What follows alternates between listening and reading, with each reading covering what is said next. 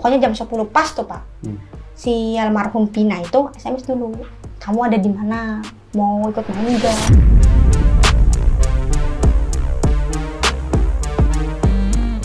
Nah, sebagai seorang lawyer, saya beritahu kepada Pak Suroto, tanya aja Pak Suroto, kalau Bapak mencabut keterangan Bapak, berubah dengan keterangan Bapak sebelumnya, lalu kemudian dapat dibuktikan bahwa Bapak melakukan sumpah palsu, keterangan palsu, maka risiko hukumnya 9 tahun.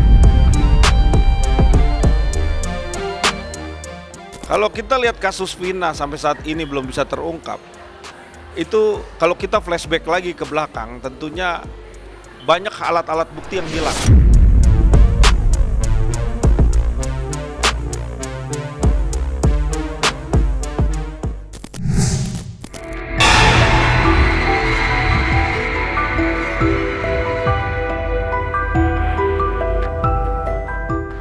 Siapa dalang dibalik tewasnya Vina Cirebon dan kekasihnya Eki sampai kini masih menjadi misteri.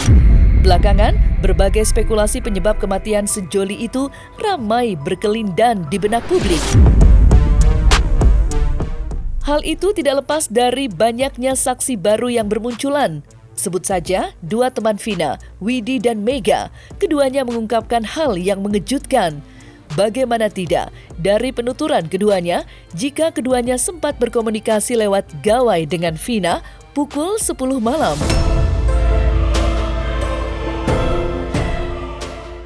Pengakuan Widi dan Mega bertolak belakang dengan keterangan yang disampaikan saksi Suroto yang menyebut jika dirinya melihat Vina dan Eki sudah tergeletak di jembatan layang Talun Cirebon pada pukul 10 malam. Rasman Arif Nasution yang saat ini menjadi kuasa hukum Suroto pun angkat bicara mengenai munculnya saksi baru atas kasus tewasnya Vina dan Eki. Lantas, apa kata Rasman terkait hal tersebut?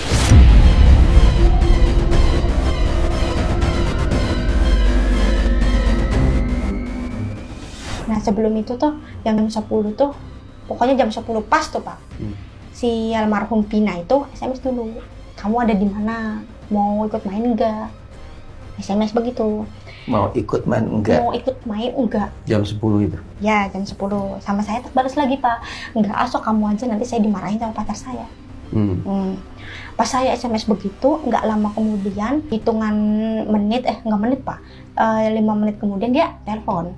Itu udah dari jam 10 jam berapa? Iya, jadi SMS itu agak jam 10 lebih berapa, lebih 5 menit. Lebih sedikit aja Pak. Habis SMS begitu, enggak kemudian lama si Pina nelpon. Ini belum datang dulu Pak. Pas begitu dia nelpon, kamu ada di mana? Kan udah aku bilang aku ada di rumah. Emangnya kenapa? Kamu mau keluar enggak? Enggak. Ayo sih J, kalau misal kamu keluar, bilang begitu. Tapi si Pina lagi nelpon sama saya, keadaannya emang nggak lagi sengsara tuh, nggak lagi apa-apa, lagi bener-bener seneng banget. Di situ banyak gerombolan lagi ketawa hahaha gitu tuh. Tapi banyak suara motor mobil aja, nggak fokus ada di suatu ruangan, enggak. Aku bilangnya enggak, kamu aja, bilang gitu. Ayo sih, akunya ada di Sumber. Dia itu bilang begini, ayo sih aku ada di arah Sumber, satu arah mau ke rumahnya Eki. Satu arah. Arumsari apa namanya? Ya. Kan dari Talun ke Arumsari kan kalau misalkan di ini kan satu arah Pak, nggak harus bolak-balik kemana-mana. Kalau kamu mau aku jemput sekarang, nanti kamu boncengnya sama temennya si Eki. Kebetulan dia nggak ada boncengan belakangnya, begitu. Pas aku matiin, dia datang dalam hitungan detik lah Pak, 5 atau berapa detik dia langsung datang, cukup datang dia tuh. Dia langsung nanya begini, Pina pulang belum? Belum, dia udah di Sumber Cimeg, lagi sama si Eki, baru aja telepon. Nah pas begitu aku lagi cerita tuh Pak, lagi cerita yang dia nelpon gitu, aku lagi cerita berdua. Tiba-tiba HP aku, dia nelpon sekali dulu. Nah nelpon lagi pakai nelpon biasa. Nah nelpon, dia ngomong, si Mega ngomong, itu si Pina nelpon, ada apa, bilang kayak gitu. Sama saya, udahlah Meg, biarin aja, orang saya yang gak mau main kok. Terus menerus, akunya risih, udah biarin. Tapi kan dalam pikiran saya asumsinya nggak ada lagi kejadian aneh Pak, emang dia lagi bener seneng banget sama temen-temennya, sama si Ekinya juga. Nah dia miss call tuh 3 kali. 3 kali berturut-turut, kata si Mega, udah lah dia kata, udah Meg, nanti dia mau ngajak aku main, aku yang nggak mau, maksa-maksa, bilang begitu Pak. Nah abis nelponnya itu mati, si HP saya dipinjem sama si Aku Mega. nggak ada telepon lagi gitu tuh. Dia mau pulang jam berapa kan sama aku di chat itu tuh, Dek. Udah itu aja Pak. Nggak ada respon apa-apa. Jadi sekali lagi handphone itu dipinjam oleh Mbak Mega ke Mbak Widi untuk kirim SMS. Dek gitu. Dek gitu. Jam Setengah 11-an berarti Pak, kurang lebih setengah 11-an. Cuma sebatas mengantarkan terakhir aja, main terakhir. Nah, sebagai seorang lawyer, saya beritahu kepada Pak Suroto, tanya aja Pak Suroto, kalau Bapak mencabut keterangan Bapak, berubah dengan keterangan Bapak sebelumnya, lalu kemudian dapat dibuktikan bahwa Bapak melakukan sumpah palsu, keterangan palsu, maka risiko hukumnya 9 tahun. Itu yang harus kita sampaikan kepada klien kita. Kalau kita lihat kasus Vina sampai saat ini belum bisa terungkap, itu kalau kita flashback lagi ke belakang, tentunya banyak alat-alat bukti yang hilang. Poinnya itu. Ya, yang terpenting adalah bagaimana kita mencari motif daripada kasus ini. Yang sampai detik ini pun masih sumir. Artinya langkah apa yang harus dijalankan. Sedangkan mencari handphone para korban aja ataupun pelaku yang sudah ditahan aja sampai detik ini juga belum terbuka nih handphonenya. Ya kalau udah bisa terbuka, itulah akan terkuak semuanya di situ. Dan bagaimana peran-peran orang-orang yang sudah ditampilkan menjadi saksi, bahkan dia juga ada yang dilakukan muncul orang sebagai saksi mahkota, ini sampai detik ini juga belum bisa terkuak.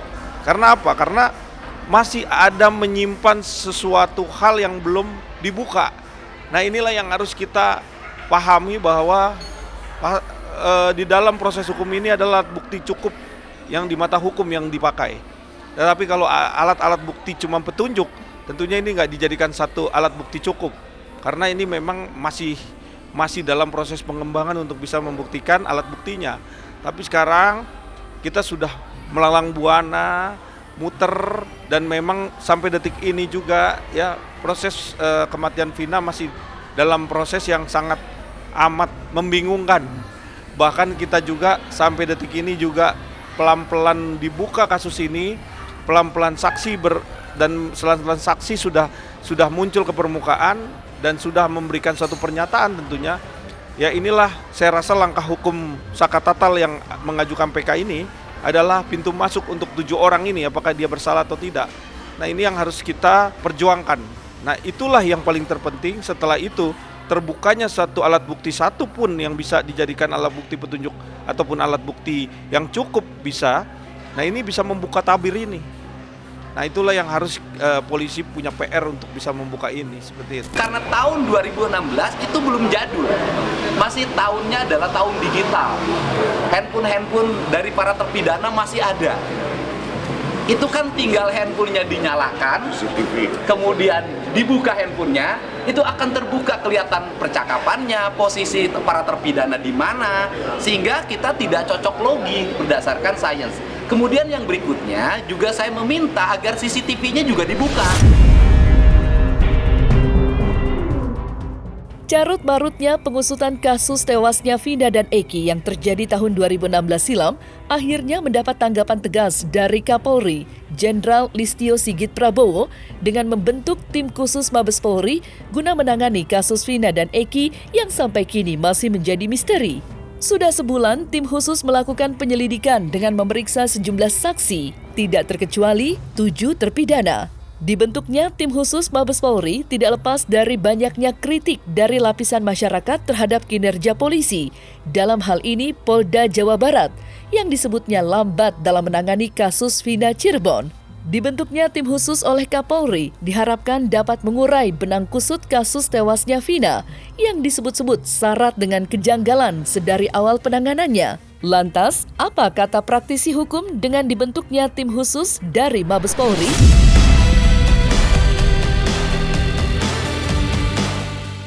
Enggak, kesaksian 8 malah. Kesaksian 8 terpidana ini kan bukan memberikan kesaksian, bukan pembunuhan, bukan. Jadi mereka ini memberikan kesaksian bahwa mereka bukan pelakunya.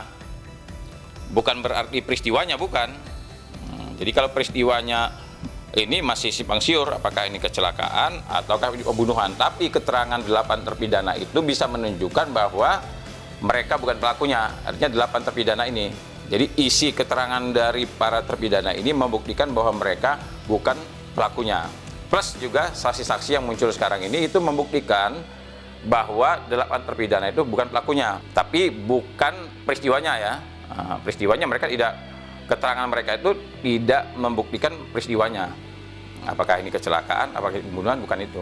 Tapi sekali lagi secara tegas kesaksian orang-orang yang baru sekarang ini muncul, termasuk Dede dan Liga Akbar dan lain sebagainya itu, termasuk 8 terpidana, itu membuktikan bahwa 8 terpidana bukanlah pelakunya. Bahwasanya adanya pemeriksaan terhadap para terpidana ini ya justru kita sangat mendukung itu ya, karena memang itu adalah suatu keterbukaan yang dilakukan oleh Polri dalam hal transparansi pemeriksaan maupun penyidikan. Kalau memang ranah penyidikan itu biasanya itu sifatnya itu pro justitia, dan pro justitia itu ya siapapun nggak bisa intervensi itu dan tidak boleh ganggu itu gitu.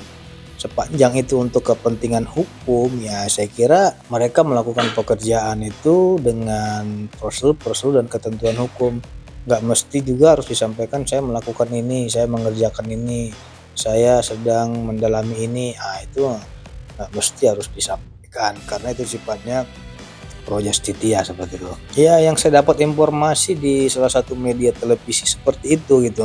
Saya kira bagus sekali itu karena nanti kan akan didalami terkait dengan keterangan mereka, apakah mereka ini berbohong atau tidak, nanti kan akan diketahui gitu. Kalau masalah ranah penyelidikan itu saya tidak mengetahui itu karena dia sifatnya adalah untuk pro justitia. Yang dia mengetahui itu saya kira tim asistensi tadi gitu, apakah materinya bagaimana, tujuannya, arahnya kemana, itu kita nggak mengetahui itu. Kalau ternyata besok fakta membuktikan bahwa ada keterlibatan Ibtu Rudiana dan lain-lain, silakan proses Ibtu Rudiana. Saya kepentingan saya hanya satu di kasus ini adalah bagaimana Polri diberi ruang untuk melakukan proses penyidikan sampai tuntas. Karena instrumen hukum itu harus adalah di tangan kepolisian. Dan kita jangan pernah berpikir orang yang banyak bicaranya didukung oleh banyak orang itu menjadi sebuah kekuatan untuk mensahkan perbuatan orang meskipun itu melanggar hukum. Itu keliru. Itu yang saya sebut dengan bahwa dalam teori hukum pacta sunt potentiora verbis. Walaupun ada 1000 orang yang berbicara, akan lebih bernilai satu orang, tapi dia melakukan perbuatan. Nah, karena itu kita setuju lakukan eksaminasi, kita setuju lakukan segala sesuatu yang menurut saya pantas untuk membuat terangnya persidangan. Siapa sih itu Diana? Ya maaf, pangkat baru itu. Sedangkan jenderal aja disikat kok. Enggak lah, saya kira nggak mau pimpinan Polri itu mengorbankan institusi Polri oleh karena hanya itu Rudiana dan kawan-kawannya. Maka dari awal saya bilang supaya tidak ada kesungkanan, tidak ada hambatan ya. Hendaknya copot jabatan, kan gitu, supaya memudahkan juga. Nah, siapapun nanti yang mencoba mengintervensi proses ini, itu juga bisa dijerat dengan pasal lain gitu loh. Karena ini kan sudah menjadi perhatian publik. Ini mencoreng nama baik Polri. Saya kira jangan ada yang mencoba menutup-nutupi lah, buka aja secara gamblang, jangan dilindung-lindungi. Nah, kalau memang dia tidak salah, ya bersihkan nama baiknya. Itu kita juga harus hitam putih. Jangan misalnya seseorang tidak bersalah, kita paksa harus bersalah oleh karena netizen tidak bisa. Itu harus clear semua gitu loh, sesuai aturan aja. Kami meminta pengadilan itu memutuskan memerintahkan ya tergugat dan penggugat membuka CCTV itu di muka persidangan dan disaksikan oleh umum. Nah, kenapa kami tidak minta bahwa kami bisa membuka? Enggak. Kami khawatir juga kalau seandainya kami buka, ternyata kan isinya juga tidak sesuai dengan apa yang diinginkan oleh masyarakat kan. Jadi untuk menghindari prasangka buruk masyarakat, ya, jangan sampai juga nanti masyarakat ternyata menduga kami ada main-main kan. Nah, kami minta itu diperintahkan oleh pengadilan kepada kami baik penggugat maupun tergugat untuk membuka dan menyaksikan apa isi dari handphone dan CCTV. Nah, nanti kita komunikasi dengan ahli IT. Nah, kalau memang diperlukan ahli IT, ya kita hadirkan ahli IT. Kita buka di sana. Kita saksikan secara bersama-sama.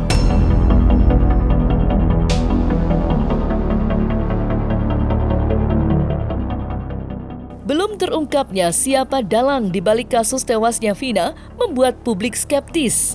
Belakangan berkembang narasi jika Vina dan Eki tewasnya dalam kecelakaan tunggal, bukan pembunuhan. Mantan Bareskrim Polri Susno Duaji menggelar sayembara bagi siapa saja yang berhasil mengungkap pelaku yang merenggut nyawa Vina dan Eki akan mendapat hadiah 10 juta rupiah. Sayembara tersebut sontak saja mendapat respon beragam. Ada yang mendukung, ada juga yang mutung. Lantas, apa kata sejumlah kalangan menanggapi kasus tewasnya Vina? Sadar, peristiwa kan nggak ada. Bahkan saya ngasih sayembara. Kan kemarin di Inews saya kasih sayembara. Di podcast saya kasih sayembara. Yang bisa membuktikan kalau ini ada peristiwa pembunuhan, nggak usah pelakunya. Kalau pelakunya mungkin sukar nangkapnya. Buktikan ada peristiwa pembunuhan di kota Cirebon. Saya kasih hadiah 10 juta tunai. Ayo, Anda dengar boleh juga ikut. Boleh ikut. Kontan. Ada nggak peristiwa pembunuhan di kota Cirebon tanggal itu, hari itu? Udah, buktikan. Cara buktikannya udah apa buktikannya? Dengan alat bukti, saksi, ini, tambah lagi alat bukti forensik yang nggak terbantahkan. Ya kalau itu ada, aku kalah, saya bayar gitu kan.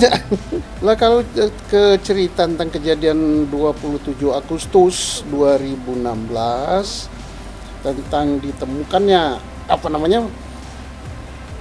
Vina masih hidup ya, bukan jenazah ya. Vina masih hidup di atas jembatan flyover Cirebon dan Eki sudah meninggal. Kemudian darah, kemudian apalagi helm dan sepeda motor, itu sudah selesai. Selesainya dengan apa? Itu adalah kecelakaan lalu lintas tunggal. Yang memeriksa itu adalah Polres Cirebon Kabupaten. Karena wilayahnya masuk wilayah Cirebon Kabupaten. Sudah selesai. Nah, sekarang berkembang ada kasus pembunuhan. Katanya di Cirebon kota. Ya. Saya tidak tahu pembunuhan yang mana. Yang mana? Apakah ada pembunuhan di Cirebon kota? Ya, saat ini sangat amat memprihatinkan. Artinya kategori yang udah warning. Warning di sini adalah kita harus cepat memberikan satu perubahan dan bagaimana tata cara proses hukum bahkan penanganannya itu juga harus bisa diyakinkan oleh publik bahwa adanya hukum di Indonesia ini benar-benar teruji dan memang benar-benar bisa dipercaya ya. Makanya itu kita melihat proses hukum yang ada di Indonesia ini sekarang kalau dibilang no viral no justice sangat benar. Karena kalau memang kasus yang kita viralkan untuk bisa ditampilkan untuk mendapatkan suatu keadilan tentunya ini yang kita ambil jalannya. Karena netizen adalah garda depan paling utama untuk bisa mengawal suatu kasus yang rasanya kita tidak adil dalam proses hukumnya gitu kan. Maka itu ya sekarang ini yang lebih dikedepankan adalah SOP. Bagaimana SDM orang-orang yang ada di dalam berhubungan terhadap penegakan hukum tentunya ini harus sangat bisa di fit and proper test. Jadi nggak cuma ambil langkah dia seseorang yang menjabat atau seorang yang bertindak tanduk langsung kepada masyarakat ataupun yang berhubungan langsung dengan penegakan hukum tentunya ini harus benar-benar dites dan tidak bisa serta-merta dia melakukan tindakan pidana di luar batas SOP. Itu yang terpenting karena nanti hasil akhirnya adalah orang banyak yang komplain, orang banyak yang tidak mendapatkan keadilan, adanya kepentingan-kepentingan yang masuk dan banyak orang yang memberikan satu memperoleh keadilan dengan melakukan viral. Nah itu kan juga salah satu bentuk yang kita lihat, kok penegakan hukumnya harus viral seperti itu. Nah apakah viral ini menjadi jalan utama, sedangkan bagaimana penegakan hukum yang sesungguhnya ini kan harus dibedakan. Nah sekarang ini kita harus berpedoman kepada undang-undang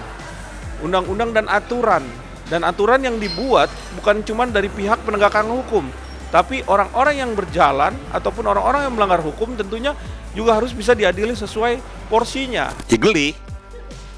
Saya geli lihat pengacara-pengacara yang cari panggung itu. Supaya kelihatan hebat, dia ngomong sembarang kalir aja, kadang-kadang sudah di luar prosedur hukum. Supaya kelihatannya kayak wah dia ngomongnya sembarang, padahal nggak berbobot sama sekali. Karena pembelaan itu sifatnya objektif dan subjektif ya. Nah, pembelaan formal mungkin dilakukan oleh pengacara, tapi pembelaan informal itu bisa dilakukan oleh siapapun juga. Langkahnya sebenarnya produktif semuanya nih. Lapor-lapor itu produktif. Tujuannya apa? Membuat semakin terang persoalan di masa lalu. Gitu. Jadi itu jadinya. Jadi nggak apa-apa. Kalau saya hanya menanggapi bahwa sepengetahuan saya ini kejadian sebetulnya simple, gitu. Sudah tuntas dulu, tapi kemudian jadi rame karena ada di media yang menyampaikan dimulai dari film itu ya. Kemudian ada kesaksian yang dicabut dan sebagainya itu.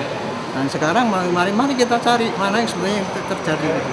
Menurut prosedur hukum yang ada di Indonesia, bukan menurut selera daripada orang-orang yang bisa ngomong di media.